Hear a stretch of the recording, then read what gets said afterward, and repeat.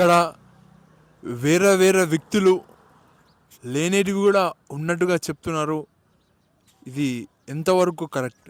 ఏదో జోక్గా చెప్తే ఓకే, కానీ ఎవరైనా కలిసినప్పుడు ఒకరిపైన ఒకరు చాడీళ్ళు చెప్పడం, ఇక్కడ చాడీళ్ళు చెప్పి మీరు ఏం సాధిస్తారు? ఇక్కడ మీరు కూడా బాగుపడలేరు, కానీ ఆ చాడీలు చెప్పి వీళ్ళు ఏం సాధిస్తారో అని నాకైతే తెలియదు. కానీ ఒక మంచిగా ఉన్నోళ్ళని విడిపోయేటట్టు చేస్తారు. అది ఫ్రెండ్షిప్ అయినా లేకుంటే బంధుత్వం అయినా, మేము ఇది సాధిస్తాం నిన్ను విడదీస్తే అని చెప్తే బాగుంటుంది. లేనివి ఉన్నట్టుగా ఇతనితో పైసలున్నాయి కానీ లేవు, అడుక్క తింటాడు, ఇంకా మీ పిల్లగాడు ఏమేమో మాట్లాడుతున్నాడు, గలీజ్ గలీజ్ మాటలు అని ఇలా చెప్పేతోళ్ళు చిన్న ఉన్నప్పుడు మాట వినట్లేదు అని ఇట్లా చెప్తుండ్రి. ఇక్కడ సార్ వాళ్ళు కూడా వేరే పిల్లలు కూడా నన్ను ముందరికి పోకుండా చేస్తుండ్రి, ఎక్కడ వీడు పేరు సంపాదిస్తాడు అన్నట్టుగా.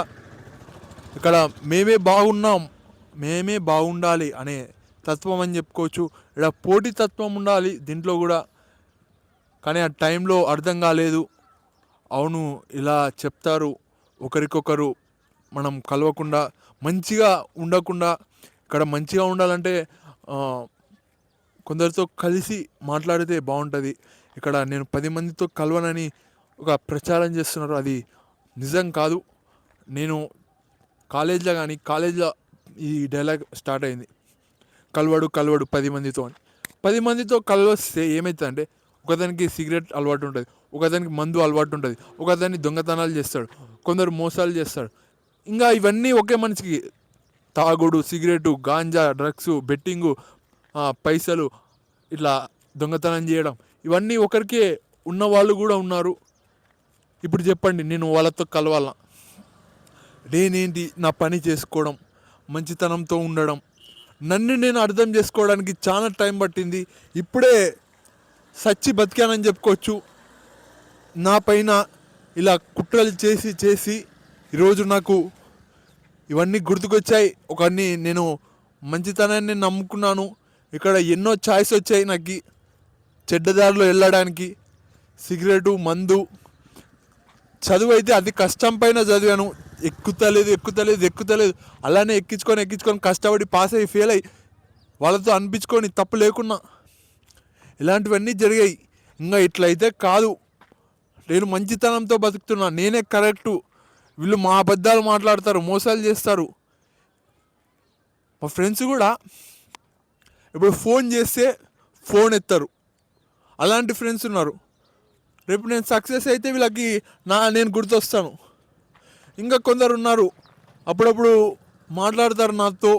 ఇక్కడ గద్వాల్ సంబంధించిన ఫ్రెండ్స్ ఉన్నారు, వాళ్ళైతే నన్ను అప్పుడప్పుడు కలుస్తుంటారు.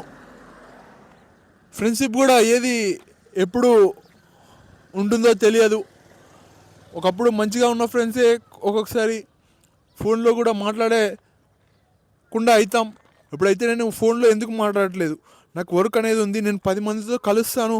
అక్కడ కాలేజీకి వెళ్ళినప్పుడు కొన్ని టైంలో 10 మందిని పలకరిస్తాను. 10 మందితో తిరుగుతూనే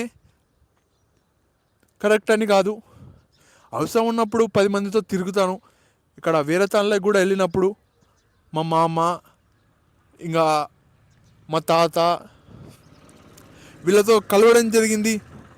ఏదైనా ఒక్కటితోనే స్టార్ట్ అవుతుంది. నేను ఒక రియల్ పర్సన్ అని చెప్పుకోవచ్చు.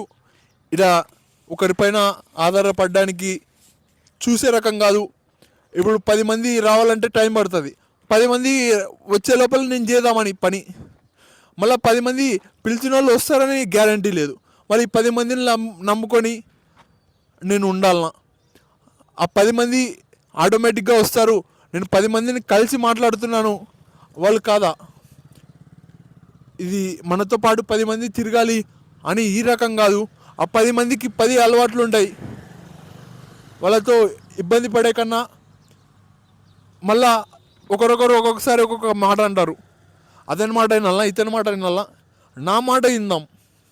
నేను ఏదో మంచి దారిలో వెళ్తున్నా కాబట్టి అందుకే నేను కలవట్లేదు. నన్ను నేను అనలైజిస్ చేసుకోవడానికి చాలా టైం పట్టింది, కొద్దిగా ఇబ్బంది కూడా పడ్డాను.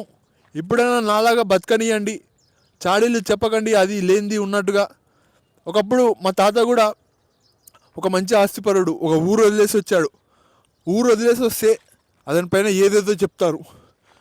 అతన్ని ఊకనే వచ్చాడు, అతన్ని ఏదో కొట్లాడి వచ్చాడు, అతని ఏదో తప్పుడు పని చేసి వచ్చాడు, ఇలాంటి మాటలు మాట్లాడతారు.